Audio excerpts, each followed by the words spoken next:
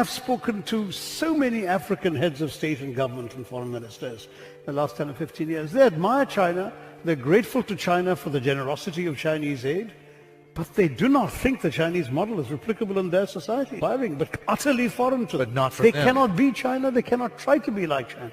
They look at India and they say, now there's a mess just like us. We can triumph over these problems. We can learn from them. This is the message I'm getting considered. They don't believe they can learn from China. And I don't agree with Martin. Fuck them all, the world's full of cunts. I'm seeing red must be my time of the month. Look, when I bitch and rant, they just shit their pants. So they fix a plan for when it switches up.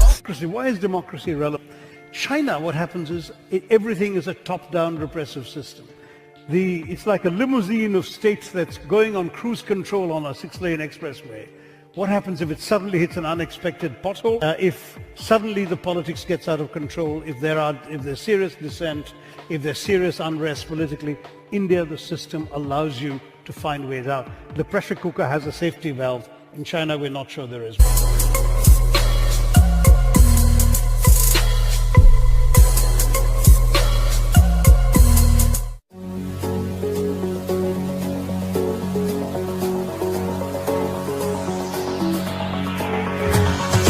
And Kim Jong-un probably is looking, for example, at Saddam Hussein's experience, is saying this guy boasted about weapons of mass destruction and he got overthrown by the Americans for his pains. Let me show them I have weapons of mass destruction and they won't dare to overthrow me.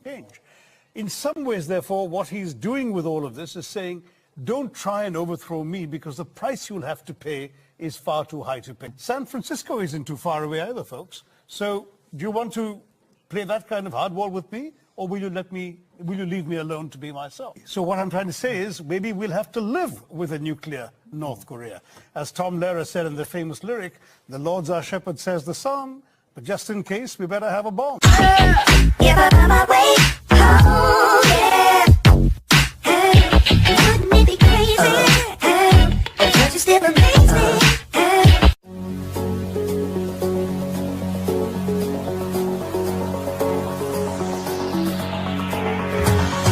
British aid to India is about 0.4% of India's GDP. The government of India actually spends more on fertilizer subsidies, which might be an appropriate metaphor for that argument.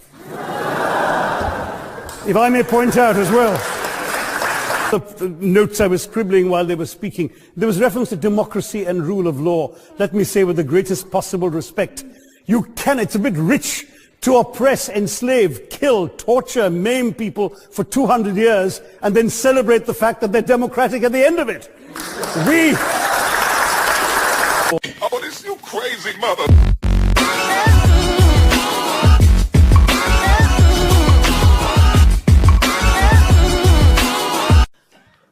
In your opinion, where would India be today if the British did not step into India? Was it just modernism, the Industrial Revolution that destroyed it, or was it something else? No, that's the excuse that apologists like to make, that, oh, it's not our fault, you just missed the bus for the Industrial Revolution. Well, we missed the bus because you threw us under its wheels, is what I tell the Brits. I mean, the fact is... What we do here is go back.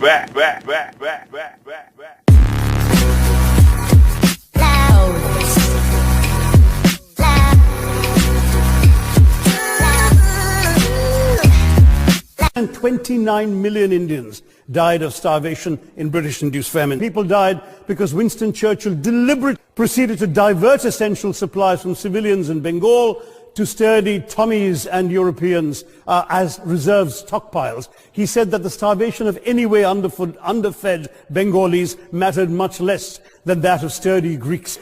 Churchill's conduct in 43 simply one example of many that gave a lie to this myth.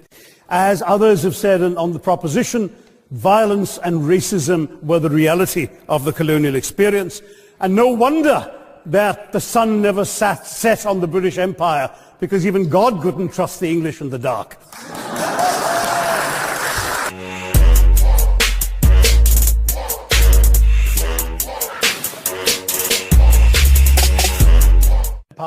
The fact that Britain came to one of the richest countries in the world in the early 18th century and reduced it after 200 years of plunder to one of the poorest. But all you of see, that is really not known anymore. Is it a British problem or an Indian problem? No, I think it is a British problem. The fact that you don't really teach colonial history in your schools. Children doing A levels in history don't learn a line of colonial history. There's no real awareness of the atrocity.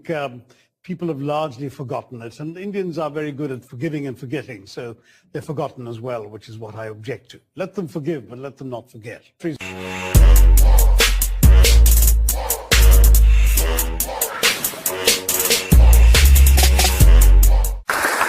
And the British had the gall to call him Clive of India, as if he belonged to the country, when all he really did was to ensure that much of the country belonged to him.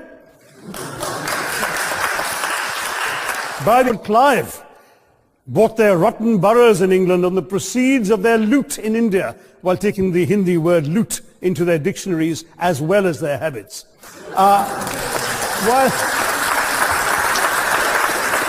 Fuck 'em all, the world's full of cunts. I'm seeing red must be my time of the month. Look, when I bitch and rant, they just shit their pants, so they fix a plan for when it switches up. Now, when I say globalization is everywhere, commonplace headlines seem to reek of globalization. Headlines just a little over a decade ago about the tragic death of Princess Diana. What's that got to do with globalization, you may ask? An English princess with a Welsh title leaves a French hotel with an Egyptian companion who has supplanted a Pakistani. She gets into a German car with a Dutch engine that is driven by a Belgian chauffeur full of Scottish whiskey. They're then chased by Italian paparazzi on Japanese scooters and motorbikes into a Swiss-built tunnel where they crash. A rescue is briefly attempted by an American doctor using Brazilian medicines, and the whole story is told to you in Boston by the Indian MP from Thiruvananthapuram. That's globalization. Fingers down my spine. Girl, you look mighty fine. Oh, won't you rub your fingers down my spine? Girl, you look mighty fine. Oh, won't you rub your fingers down my spine? Standing here with 8 minutes in my hands and this venerable and rather magnificent institution, I was going to assure you that I belong to the Henry VIII School of Public Speaking. That, as Henry VIII said to his wives, I shall not keep you long. But it seemed a rather long evening to you. I rather feel like Henry VIII's last wife. I more or less know what's expected of me, but I'm not sure how to do it any differently.